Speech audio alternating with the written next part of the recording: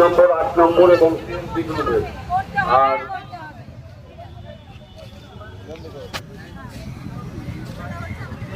সামনে জিতেন্দ্র মাহাতো আছে, জিতেন্দ্র মাহাতোর কাছে সাউথ চব্বিশ পরগনা যারা এসছেন তারা আপনাদের গ্রুপ অ্যাডমিনের কাছে নাম নথিভুক্ত করুন। যারা উপস্থিত হয়েছে আমাদের এবং আমাদের সবার কাছে আমরা তাই আবেদন করবো, কোন রকম প্ররোচনায় পা দেবেন না, প্ররোচনায় তৈরি করবেন না। দুটো রাস্তা মাঝখানে দেখবেন আরো ছোট ছোট দিন আগে আমরা সিদ্ধান্ত গ্রহণ করে আমরা প্রচার করে আজকের এই কর্মসূচি পালন করছি। ফলে পুলিশ প্রশাসন সেটা জানেন। আমরা ভাড়ার স্ট্রাকচারিং যদি কোনো ক্যাব চায়, সে 4 টাকা হোক বা 2 টাকা হোক যদি চায়, কষ্ট করবেন না। কিছু মানুষ থাকে যারা এবার কিছু মানুষ থাকে যারা এই সুযোগে যদি করে দিতে চায়, তারা কোনো অসুবিধা নেই। আজকে যা আমরা সেটা তারাও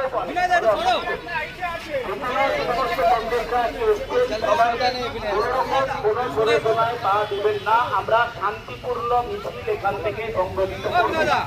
যদি কেউ করতে চান তাহলে তার দায়িত্ব তার তাকে দায়িত্ব নিতে হবে। এর জন্য ইউনিয়ন কিন্তু কোন রকম আপনার পাশে থাকবে না।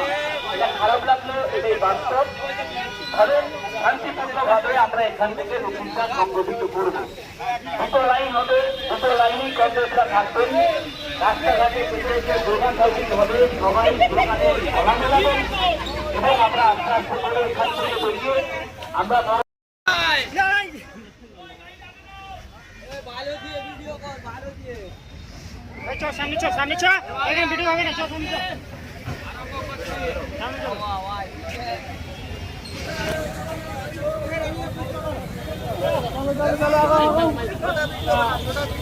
ভিডিও বানা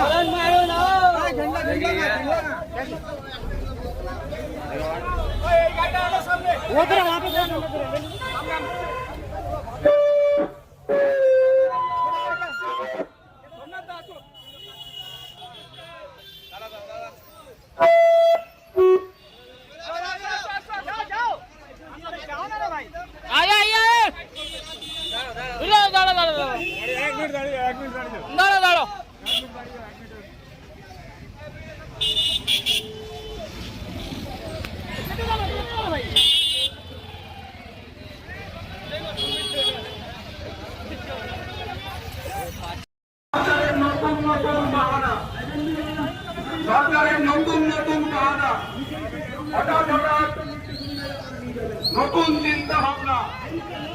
হঠাৎ করে দেখা গেল সরকার পাল্টেছে, বলছে গাড়ির বিএলটিডি পাল্টাতে হবে। এখানে মামা বাড়ির আবদার 12,000-13,000 টাকা দিয়ে বিএলটিডি লাগিয়েছে ড্রাইভাররা। আবার সরকার পাল্টেছে, বলছে আবার বিএলটিডি পাল্টাতে হবে। এই মামাবাড়ির আবদার থেকে আমরা মানতে পারছি না। আমরা চাইছি সরকার অবিলম্বে এই সিদ্ধান্ত থেকে প্রত্যাহার করে। বিএলটিডি লাগানো আছে যে গাড়িতে, সেই গাড়িতে আবার পুনরায় নতুন করে বিএলটিডি লাগানোর মতো অন্যায় আপনার আমরা মানতে পারবো না। আমরা আরো যে কথা বলতে চাই যে আমাদের বহু মহিলা ড্রাইভার আছে। আপনারা মিছিলেও দেখতে পাবেন আমাদের মহিলা ড্রাইভারদের নেতৃত্বরা উপস্থিত হয়েছেন। কলকাতায় শৌচালয় নেই, মহিলাদের শৌচালয় ব্যবহার করার মতো সঠিক পরিকাঠামো নেই। শুধু ড্রাইভারেও অনেক মহিলা প্যাসেঞ্জার পেট্রোল পাম্পে সকাল 6টা থেকে সন্ধ্যে 6টা পর্যন্ত আমরা আজকেও সরকারের দ্বারস্থ হচ্ছি। সরকারকে এই 11 দফা দাবি আমরা বলবো, সরকার যদি বিবেচনার মধ্যে রাখে, আমাদের সঙ্গে কথা বলে, কোম্পানিগুলোর সঙ্গে যদি মধ্যস্থতা করে একটা মিটিং করে, তবে আমাদের এই দাবিগুলো নিয়ে তবে আমাদের এই অফলাইন ডে উঠবে। নয়তো আগামী দিন এই অফলাইন ডেটাই আমরা 24 ঘন্টা, 48 ঘন্টা, 72 ঘন্টা পর্যন্ত যেতে রাজি আছি, যতক্ষণ না পর্যন্ত সরকার হস্তক্ষেপ করবে। এইটুকুই আমাদের দাবি। নতুন সরকারকে তো আমরা জানান দিচ্ছি, এবং আমরা তো কেউ যেচে এই অফলাইন করতে চাই না। আমাদের একদিন গাড়ি অফ করা মানে আমাদের সংসার চালানো খুব মুশকিল। আমরা চাই না যাত্রীদের পরিস্থিতি, কিন্তু আমরা আমাদের ঘরের পয়সা দিয়ে আমরা ফুয়েল ভরছি, গাড়ির তারপরে হচ্ছে বাচ্চা স্কুল ফিস দেওয়া যাচ্ছে না, ঘর ভাড়া দেওয়া যাচ্ছে না। ড্রাইভারদের এই অক্লান্ত পরিশ্রমের পরেও তারা কোনো রকম ফসল ঘরে দিয়ে যেতে পারছে না। তার জন্য সরকারের কাছে আমরা বিনীত নিবেদন করছি, সরকার যদি দ্রুত এর সমাধান সূত্র বের করে, তাহলে আমাদের এই অফলাইন ডেটা আমরা বন্ধ করে দেবো, আমরা আবার অনলাইনে যাব। নয়তো আমাদের এই অফলাইন ডে আমরা লাগাতার চালিয়ে যাব।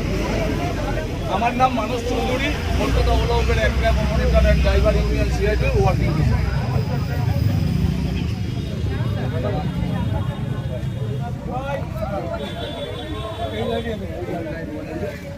ফোল্ড করে দাও, নাহলে ছিঁড়ে যাবে।